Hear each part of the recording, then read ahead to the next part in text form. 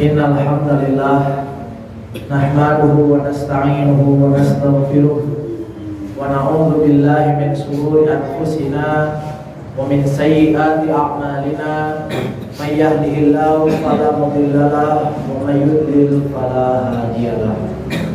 Asyhadu an la ilaha illallah wa asyhadu anna Muhammadan abduhu wa rasuluhu la nabiyya wa la rasula ba'da. Para hadirin yang saya cintai karena Allah Subhanahu wa taala, pertama-tama khatib mewasiatkan khususnya untuk khatib diri pribadi, umumnya untuk para jamaah sekalian, untuk senantiasa meningkatkan keimanan serta ketakwaan kita terhadap Allah Subhanahu wa taala. Di mana sebaik-baiknya bekal ialah ketakwaan. Wa tazawwadu fa inna khairaz zadi taqwa. Maka berbekalah kalian ketika kalian di dunia. Sesungguhnya sebaik-baiknya bekal untuk di akhirat itu adalah ketakwaan kepada Allah Subhanahu wa taala. Para ulama menjelaskan bahwasanya takwa ialah mentaati seluruh perintah Allah Subhanahu wa taala dan menjauhi seluruh apa yang dilarang oleh Allah Subhanahu wa taala. Para jamaah yang saya cintai karena Allah Subhanahu wa taala, Allah Subhanahu wa taala berfirman dalam Al-Qur'an, "Ya ayyuhalladzina amanu qu anfusakum wa ahlikum nar." Wahai orang-orang yang beriman, jagalah kalian serta keluarga kalian dari panasnya api neraka. Terbentik suatu kisah sahabat di mana ialah seorang yang sangat hebat memanfaatkan masa mudanya dengan sebaik-baik manfaat. Ialah sahabat yang bernama Zaid bin Sabit. Beliau ialah seorang sahabat yang baru bertemu dengan Rasulullah SAW pada umur 11 tahun. Dikarenakan ia adalah seorang Ansor, seorang yang tinggal di Madinah, sehingga pada umurnya yang ke-11 ia baru menemui Rasulullah SAW saat hijrah ke Madinah. Ketika kedatangan Rasulullah SAW ke Madinah, para sahabat memperkenalkan Zaid bin Sabit, seorang anak muda yang sangat hebat. Bahwasanya seorang Zaid bin Sabit ialah seorang anak seumur 11 tahun dan mampu menghafal 17 surat. Lalu Rasulullah SAW memerintahkan Zaid untuk terus belajar dan belajar. Tidak habis dari situ pengorbanan seorang Zaid bin Sabit dalam memperjuangkan agama Allah Subhanahu wa taala. Ketika umurnya belasan tahun, 13 sampai 14 tahun, ketika Rasulullah SAW mempersiapkan pasukan untuk perang Badar, seorang Zaid bin Sabit menggerek sebuah pedang, di mana pedang tersebut lebih tinggi daripada Zaid bin Sabit. Lalu berteriak kepada Rasulullah SAW, "Wahai Rasulullah, sesungguhnya aku ingin membela agamamu. Sesungguhnya aku ingin membela agama Allah. Aku ingin ikut berperang bersamamu, wahai Rasulullah." Maka Rasulullah SAW di situ tersenyum bangga melihat seorang Zaid bin Sabit menggerek sebuah pedang, di mana pedang tersebut lebih tinggi daripada Zaid bin Sabit. Akan tetapi pada waktu itu Zaid bin Sabit tidak diizinkan oleh Rasulullah SAW untuk berperang. Lalu Zaid bin Sabit pulang dengan kecewa.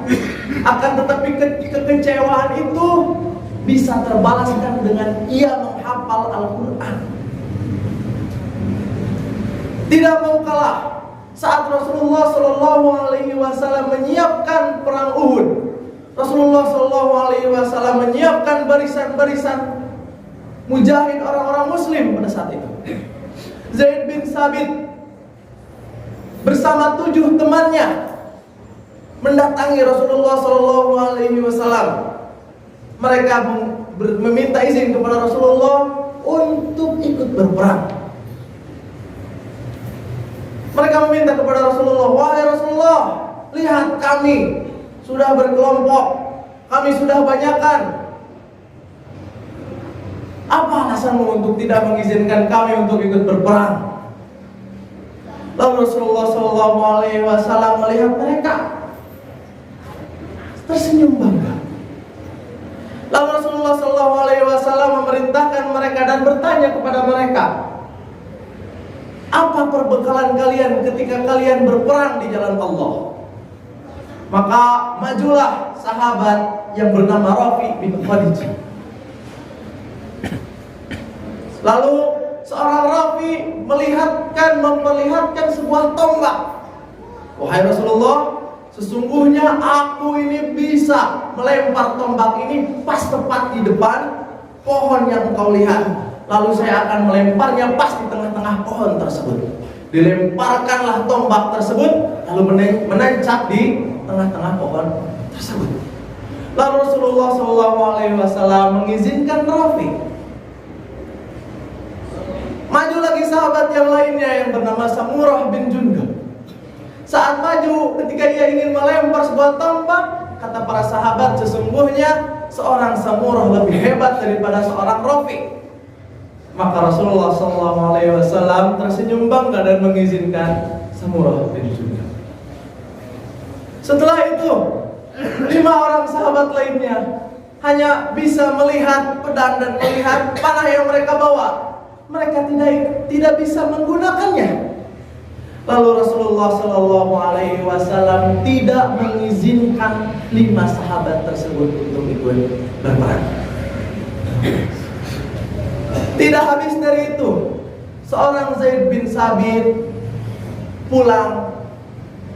Lalu dia mencoba menghafal ayat demi ayat Al-Quran.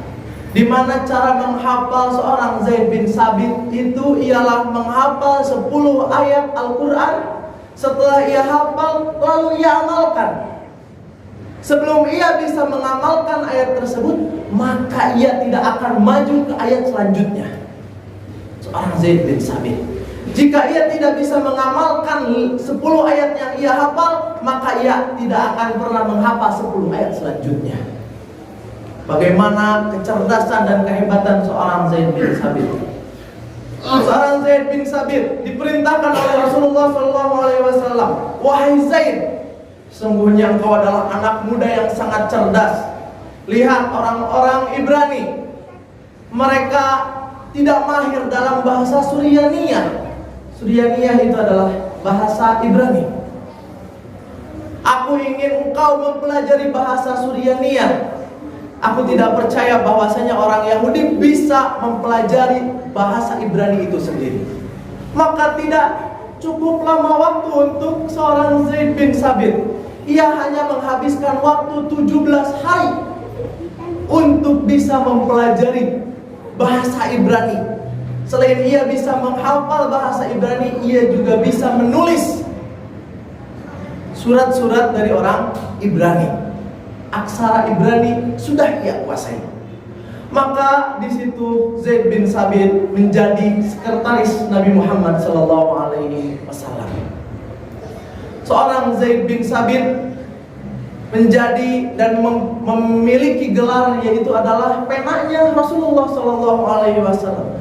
Karena setiap ada surat dari orang Yahudi, setiap ada surat dari kerajaan yang lain, maka seorang Zaid bin Sabit yang akan membaca dan menerjemahkan kepada Rasulullah. Begitupun ketika membalas surat tersebut, maka Zaid bin Sabit akan menuliskan surat yang diperintahkan oleh Rasulullah SAW.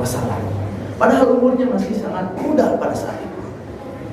Selanjutnya, sebulan sebelum Rasulullah SAW meninggal dunia, Rasulullah memerintahkan Zaid untuk membacakan ayat Al-Quran yang ia hafal.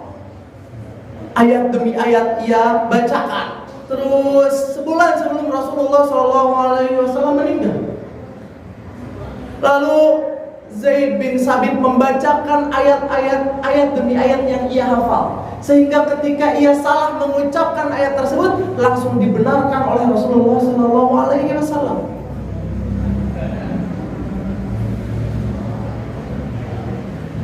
Karena hafalan yang sangat kuat, yang sangat hebat, setelah Rasulullah SAW meninggal dunia, ada Abu Bakar yang menggantikan kekhalifahan umat Muslim. Di sana melihat Umar bin Khattab ketika orang Muslim pulang untuk berperang, melihat orang-orang yang hafal Quran, itu banyak yang meninggal dunia. Dikhawatirkan orang yang hafal Quran itu semakin langka. Maka Umar bin Khattab mengusulkan kepada Abu Bakar agar membukukan sebuah Al-Quran. Lalu Abu Bakar As-Siddiq berat untuk mengabulkan permintaan Umar bin Khattab. Abu Bakar berkonsultasi kepada Zaid bin Sabit, seorang sekretaris Nabi Muhammad SAW, bagaimana pendapat Zaid bin Sabit ketika pembukuan Al-Quran. Maka di situ Abu Bakar mengabulkan permintaan Umar bin Khattab, lalu memerintahkan Zaid bin Sabit untuk menulis Al-Quran. Lalu Zaid bin Sabit, karena ini menurut Zaid ini adalah sebuah amanah yang sangat berat, maka Zaid bin Sabit berucap, sesungguhnya jika saya diberi amanah untuk menulis Al-Quran dan diberi pilihan untuk mengangkat sebuah gunung, maka saya akan mengangkat sebuah gunung daripada menunaikan amanah tersebut. Barakallahu li wa lakum. Alladzi amarna bid-da'wah wa tablighir risalah wa usalli wa ubariku ala nabi khairul ummah Muhammad sallallahu alaihi wasallam alladzi awdaha lana kalamullah fasirna ala al-bayyinatil wadihah wal hujjatil balighah wa man tabi'a nahjahu wa salaka hudahu ila yaumil la takun lahu nihayah. Para hadirin yang saya cintai karena Allah Subhanahu wa taala. Allah Subhanahu wa taala berfirman dalam Al-Qur'an, "Ya ayyuhalladzina amanu qu anfusakum wa ahlikum nar." Wahai orang-orang yang beriman, jagalah kalian dan keluarga kalian dari panasnya api neraka. Dari penggalan kisah yang tadi, bahwasanya kita bisa menyimpulkan sebuah kisah seorang Zaid bin Sabit, anak muda yang sangat cerdas, sangat semangat dalam menjalankan agama Allah, dalam membela agamanya Allah Subhanahu wa taala.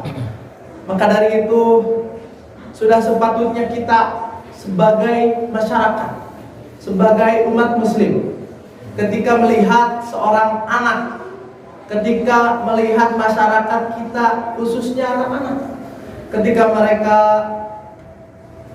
kita mendengar mereka berkata kasar atau berkata tidak selayaknya, sudah seharusnya kita sebagai orang tua untuk memberitahu. Karena jika anak didiamkan, maka ia akan terus melakukan hal tersebut. Ini adalah amanah kita sebagai masyarakat. Begitupun yang dicontohkan oleh Rasulullah SAW. Ya gulam, kul samillah wa kul biyaminik wa kul mimma yalik. Saat ada anak kecil yang makan dengan tangan kiri, Rasulullah SAW menegur anak tersebut, wahai anak yang tercinta, makanlah dengan mengucapkan nama Allah, serta makanlah dengan tangan kananmu, lalu makanlah apa yang di dekatmu. Itu sudah dicontohkan oleh Rasulullah SAW. Maka dari itu kita selaku masyarakat sekitar sudah sepatutnya, sudah sewajarnya, dan sudah kewajiban kita selaku umat muslim untuk amar ma'ruf nahi munkar, memerintahkan apa yang diperintahkan oleh Allah Subhanahu wa taala dan melarang apa yang dilarang oleh Allah Subhanahu wa taala, khususnya anak-anak, di mana mereka itu adalah masa depan umat muslim. Siapa yang akan melanjutkan umat muslim setelah kita tiada? Jika umat muslim ini rusak, maka agama Islam akan rusak. Jika anak-anak ini rusak, maka seluruh apa yang di masa depan itu akan juga rusak. Tidak hanya dititipkan di sekolah, tidak hanya diamanahkan ke sekolah-sekolah, akan tetapi kita harus mendidik di rumah dan dimanapun kita berada. Innallaha wa malaikatahu yusholluna 'alan nabi